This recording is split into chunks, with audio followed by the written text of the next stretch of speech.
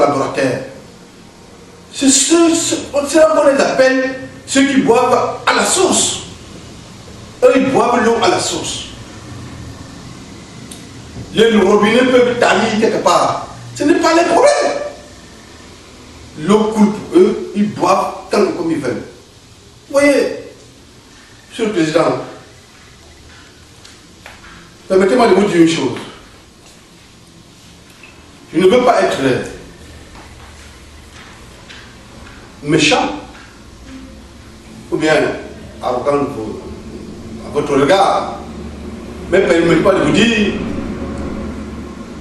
beaucoup de vos amis vous ont enseigné un très bon métier dans la politique, ce qu'on appelle la stratégie de la distraction. Pendant que le peuple se distrait dans les stratégies de distraction, on les vole, on les trompe, et ainsi de suite. Ça allait en avance soit 30 ans, Monsieur le Président de la République. Vous savez, les années 80, qu'est-ce qu'il y a eu comme stratégie de distraction au Cameroun? Le football. On a vu ce qui s'est passé. N'oubliez pas que vous n'êtes pas tombé au début des années 90 parce que les footballeurs camerounais ont ramené au palais des trophées, la Coupe d'Afrique des Nations et surtout le grand tournoi, la Coupe du Monde en Italie, où les Mambiques, qu'on les a oubliés, ce coup de tête magique, ces buts historiques qu'on n'oubliera jamais à l'Argentine. Ces grands footballeurs qui ont sauvé votre pouvoir. Certains sont aujourd'hui réduits à l'alcool. On s'en mordait. Mais je ne voudrais pas pour que vous ne faut pas réveiller les morts. Les années 90, Monsieur le Président, vous avez tendu encore notre petit piège en allongeant encore plus la stratégie, la distraction. Les Camerounais sont tombés dans le piège. Vous avez accepté le pluralisme démocratique en leur donnant l'opportunité de créer des partis politiques qui pullulent. On voit ce que c'est que les partis politiques, Monsieur le Président de la République. Vous voyez ce que vous avez fait? Vous avez ridiculisé. Vous avez voulu des partis politiques. Oui, vous voulez la démocratie au Cameroun. Voici les partis politiques. Pas de participation. Pas de partage.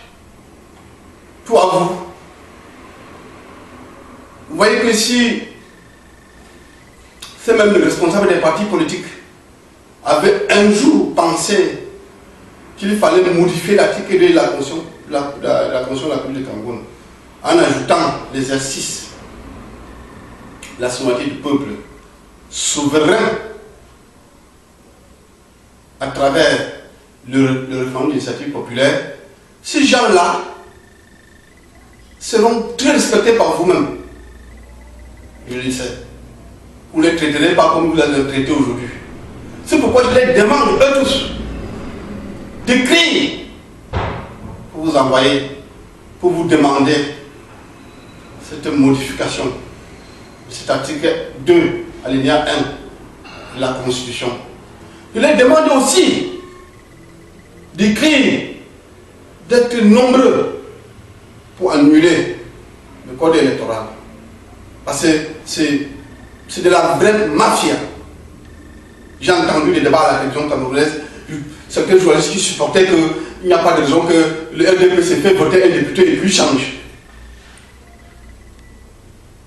Le RDP a de l'argent pour envoyer n'importe qui il veut au Parlement. Vous enrichissez plein de gens dans ce parti, monsieur, dans votre parti. Les comportements est un comportement mafieux.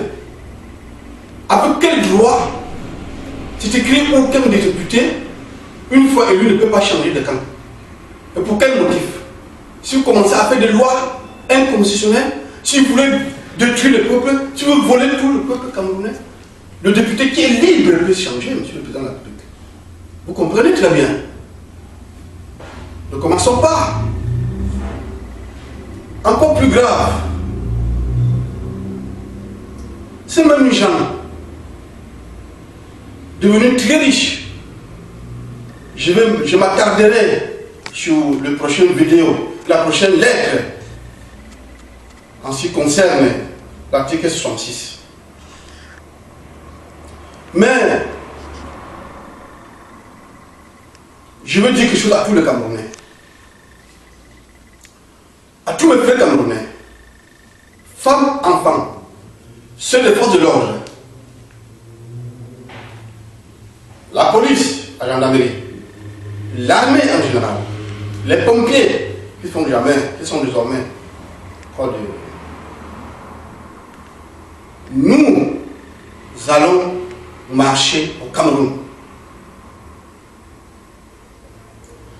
Nous allons appeler au peuple camerounais de marcher.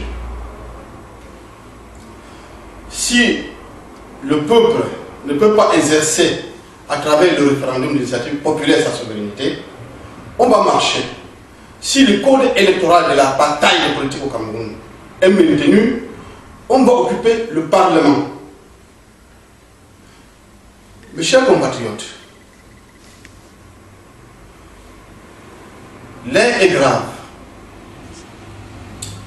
On ne peut plus continuer comme ça. Nous demandons une seule petite chose. Chaque Camerounais doit se munir d'un drapeau blanc. Si le président de la République ne se prononce pas aussitôt possible pour convoquer l'Assemblée constituante, s'il ne peut pas le faire, qu'il modifie l'article de cette Constitution, s'ils ne font pas le gouvernement de compromis historique national, lui-même sait qu'il a provoqué le peuple jusqu'à ce moment-ci, parce que les gens sont en train de réveiller les morts. S'il ne peut pas annuler le code électoral avec les mouchoirs blancs, allez occuper l'Assemblée nationale. Ensemble, on va le faire. Je demande aussi aux Camerounais de s'instruire, de se former en groupe de 50 personnes pour faire des débats sur des thèmes bien précis. Ce que les va appeler le cercle thématique.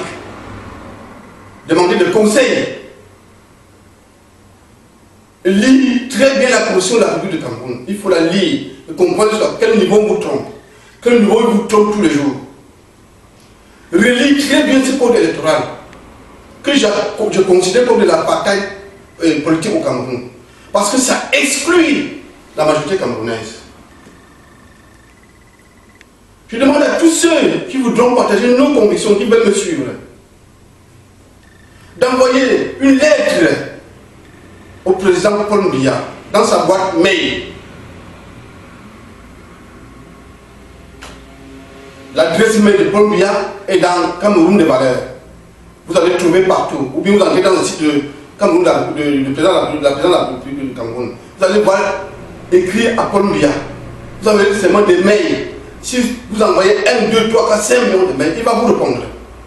Parce que si 1 million de Camerounais se déplacent à Yaoundé pour marcher, je me pose l'action comment il va faire lui-même pour vivre à Palais de l'Unité. Donc qui prennent de la peine pour nous écouter, ce qui est sûr est que l'heure est très grave. Les heurts tous les jours au marché Mokolo. À Douala, les maisons brûlent. Les marchés se sont brûlés. Qui les a brûlés? Ce sont des provocations, directes et indirectes. Déjà, les gens sont très pauvres. Le peu d'argent qu'ils gagnent, on brûle les biens. Monsieur le Président, respectez cette propriété que vous avez donnée. Le peuple camerounais vous a donné tout. L'instruction, l'amour, le respect, le pouvoir de la richesse, monsieur le Président de la République. Vous êtes parmi les plus riches du monde. De la richesse. De l'argent, rien que de l'argent. Et beaucoup d'argent. Vous voyez, Monsieur le Président, vos collaborateurs,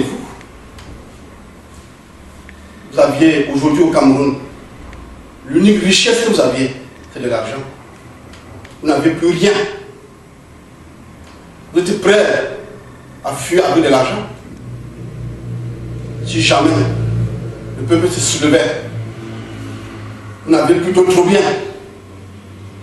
Même vos peuples familles ne font pas partie de vos biens. Vous n'avez pas d'amis. Ce que vous appelez proches collaborateurs. Moi, je suis très surpris. Si vous avez créé pendant ces 30 ans autant de riches et de richards, vous avez créé tant de pauvres, de Camerounais qui souffrent, qui misèrent. Et puis, par la suite, vous avez créé ce que vous appelez opération épervier. Mais, Monsieur le Président de la République, c'est pas sérieux. Il y a une équipe à Eboloba qui s'appelle épervier de Eboloba. Il faut le faire évoluer en première division, pour le maintenir en deuxième division. Le PV que vous avez créé là, il faut l'arrêter avant qu'il ne soit tard. On va casser ses ailes. Il ne pourra plus voler. On va casser ses ailes, cet épervier là.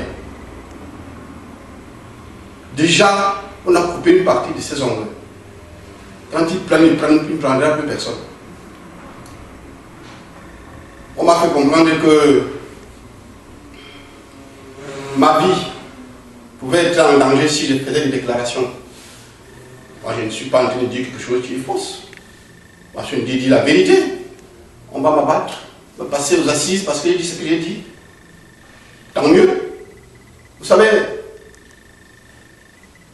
je ne serai ni le premier ni le dernier à être abattu. Monsieur Félix Moumi a été abattu. Monsieur Oumniobé a été tué. Monsieur Mesmer a reconnu qu'il a ordonné qu'on le pourchasse, on l'assassine, on l'a assassiné. Monsieur Wandi Ernest a été assassiné. Il y a tant d'autres, monsieur Assalé. Il est mort, mais psychologiquement il était presque assassiné. Monsieur André Maïmida. Autant de grandes personnalités qui ont trop souffert au nom du Cameroun. Combien de fois moi, je n'étais pas né. J'ai tellement appris des choses. Je ne voudrais pas revenir sur ce qui s'est passé. J'ai bien précisé qu'il y a des familles dans certains groupes dans la société camerounaise où chaque famille a perdu un membre pour l'indépendance du Cameroun. Je ne voudrais pas revenir sur ce qui s'est passé parce que moi je ne suis pas en train de dire ce qui est arrivé à ma famille. Je n'ai pas connu mon grand-père. Il s'est suicidé parce que on avait exécuté 15 de ses enfants devant lui. Parce qu'il s'opposait au dictat de la France. Moi, je ne suis pas en train de vouloir créer de la haine contre la France. C'est un pays ami. Monsieur le Président, pour ne pas aller très loin, je vous en prie, on va vous demander une des plus grandes faveurs qui tient au cœur à tous les Camerounais. C'est de votre époque, de votre génération, c'est de notre génération, puisque nous faisons partie de la génération sacrifiée, les gens qu'on a sacrifiés. Mais nous vous demandons de nous faire une petite faveur. Est-ce que vous pouvez, M. Mia, Paul Mia, accorder le statut d'ancien chef d'État aux pères et artisans de l'indépendance du Cameroun? Il s'agit du grand Camerounais Robin Oumniobé, un autre très grand Camerounais Ernest Wandi, encore Félix Moumi. J'ai connu un Camerounais de certain âge qui m'a raconté quelque chose de jamais vu. il m'a expliqué pourquoi les Français ont écarté M. Mbida des affaires. M. Mbida était un vrai révolutionnaire. M. Mbida, vous le connaissez, vous le savez. Parce que il n'avait cessé de rencontrer M. Omniobé. C'est M. Mardi. On l'a écarté des affaires pour ça. Je pense que ce monsieur, notre tout premier ministre, mérite ce statut du chef de l'État, d'ancien chef de l'État. Il le mérite. On m'a aussi dit de M. Charles Assalé, l'époque des brimades des colons. Il en avait subi tant de choses, à tel point qu'un jour, il a dit aux colons, nous ne vous demandons pas le monde, nous voulons l'indépendance de notre pays. Mais on l'a classé parmi les gens à persécuter. Ce monsieur mérite aussi être le statut d'ancien chef d'État. C'est un grand homme du Sud qui mérite tout. Vous voyez, je voudrais aussi dire une chose, si vous nous accordez cette faveur. Grand merci, bon dia. Mais je voudrais dire aussi une chose. Puisque nous sommes déterminés à marcher au Cameroun, et on va le faire, veut ou pas, à moins que vous saisissez l'occasion pour faire le dialogue, pour lancer le dialogue entre les Camerounais, et qu'on résout le problème des Camerounais ensemble, en ce moment-là, on va le faire. Dans le cas contraire, on va marcher. Nous mettons en garde tous les militaires qui vont recevoir les ordres pour tirer sur nous. Nous marchons désarmés, avec des drapeaux blancs. Nous n'avions aucune occasion de faire la guerre. Les arrestations arbitrées des commissaires de police doivent finir. Les enfants, parce qu'on les a arrêtés pour leur opinion, doivent être libérés. Monsieur le Président, nous ne regardons pas votre fauteuil. Si vous avez allumé un fer à gaz sur votre fauteuil qui commence à chauffer, vous allez vous lever pour fuir, c'est votre problème, ce n'est pas notre problème. C'est votre problème. Moi, personnellement, si vous voulez un conseil d'un parti politique sérieux comme le Cameroun des valeurs, nous vous demandons d'arrêter l'opération Épervier. Vous pouvez envoyer les gens au nord faire des manifestations, gens qui n'étaient pas rencontrés, qui que ce soit, ainsi de suite. Ça ne sert à rien. Ça ne sert à rien. C'est de l'apparence que ces gens-là exercent. Et puis vous savez ce que ça, combien ça coûte. Vous achetez les militants. Vous les achetez. Ces gens-là ne vous aiment pas. Vous les achetez, les gens du RDPC, on ne vous aime pas au Cameroun. Je ne suis pas en train de mentir. Je vais faire une petite analyse à nos amis de RDPC. C'est que vous ne voulez pas comprendre. Je vais vous le dire aujourd'hui. L'ONU nous a demandé de revoir le système de carte électorale au Cameroun. Vous avez trompé. C'était avant les élections de 2011. Vous avez organisé des élections en 2011. Il y avait 23 candidats admis à l'élection présidentielle. Le taux de participation à cette élection présidentielle était de 36%.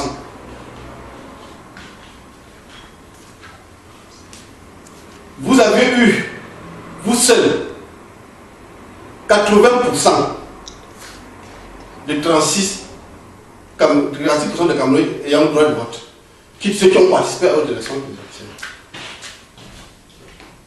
Les autres ont eu 20% à partager entre 23 personnes, 22 personnes. Il y a quelque chose de louche. Il y a quelque chose de louche. Vous n'êtes pas un parti aussi fort dans la République du Cameroun, c'est vrai. Puisque il y a l'argent que vous utilisez. Ne nous dites pas que l'on ne connaît pas ce que vous faites. À la veille des élections, on prend l'argent, vous envoyez tous les directeurs de l'administration centrale, tous les chefs de service, allez chacun dans son village, distribuer l'argent, les préfets, les sous-préfets, pour acheter le vote des Camerounais.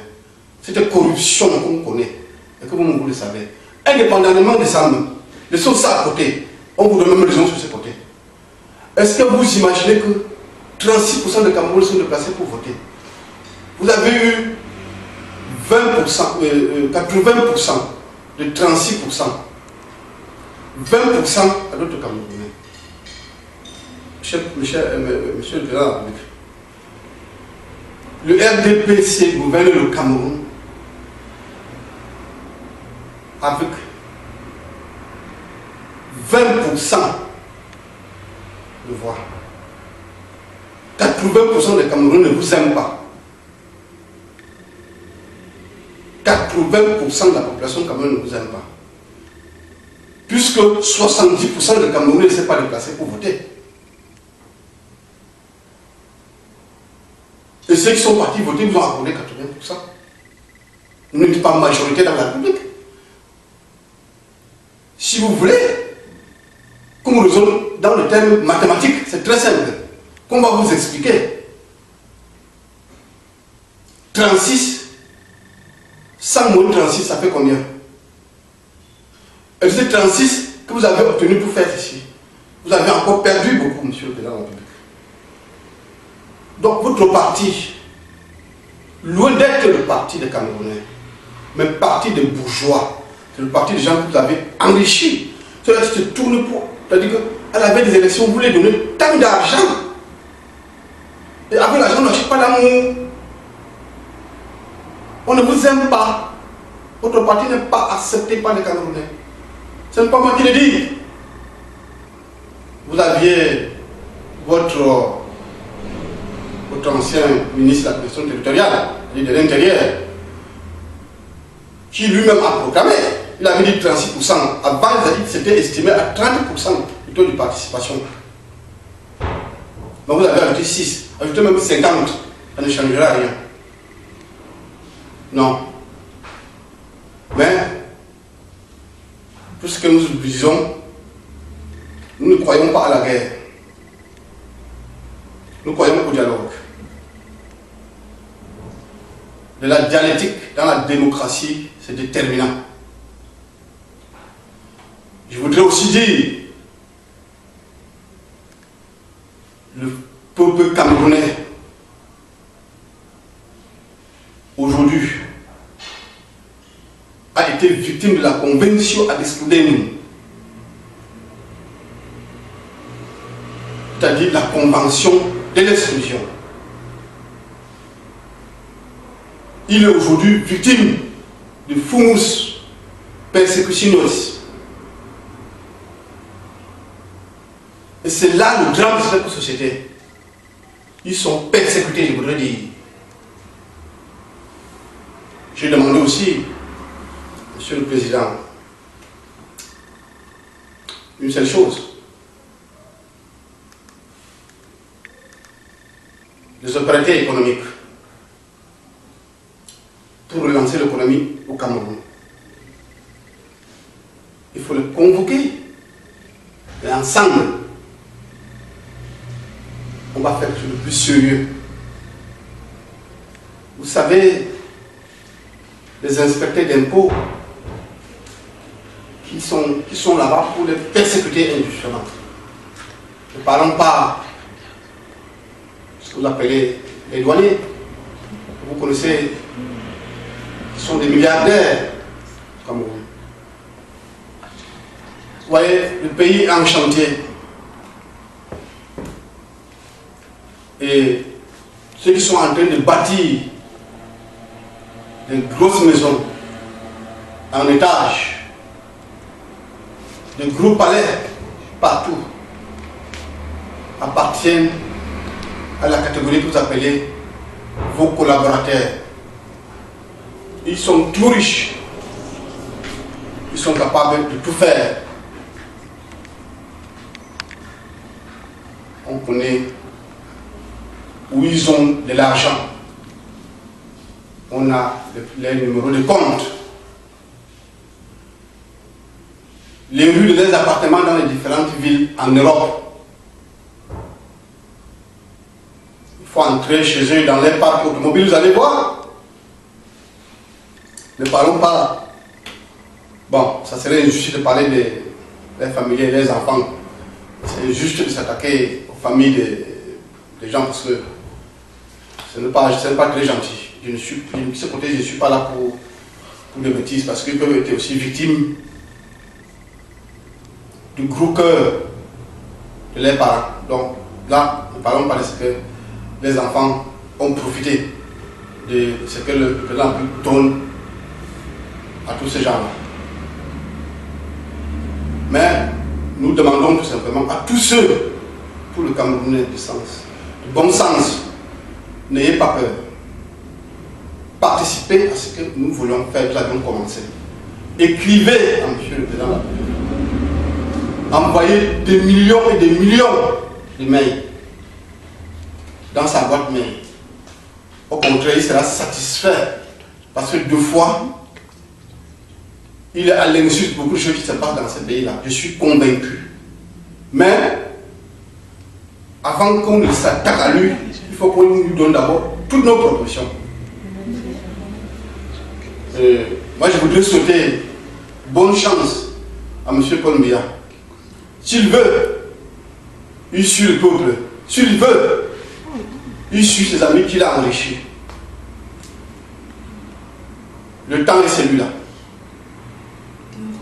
S'il veut, comme nous avions demandé aussi, il organise un nouveau gouvernement, il fait fonctionner les institutions, il fait fonctionner une bonne constitution, ou celle-ci, ou une nouvelle constitution, et lorsqu'il vérifie qu'il y a un dialogue dans la communauté, intelligent et sage, puisque son âge, même plus l'âge de l'intelligence, mais c'est l'âge de la sagesse, il fait le grand geste des grands sages, comme M. George Washington avait fait.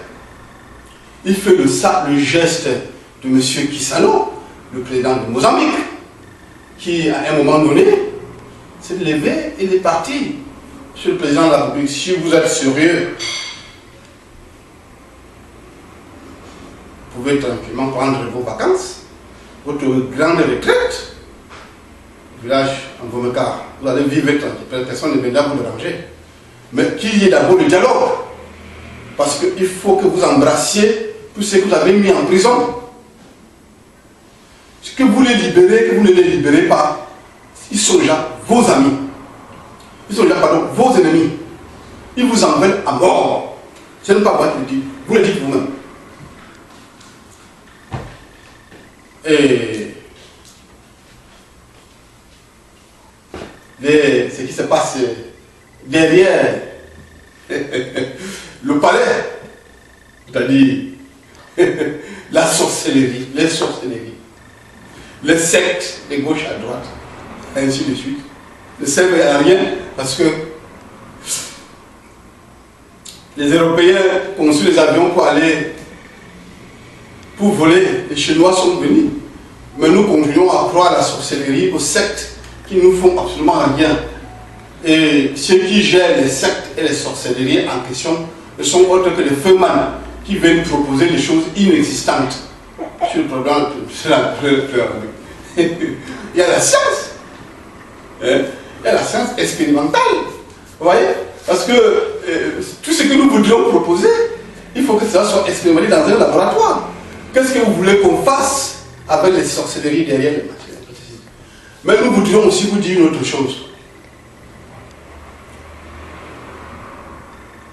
Là où nous sommes, il y a un problème dans la République.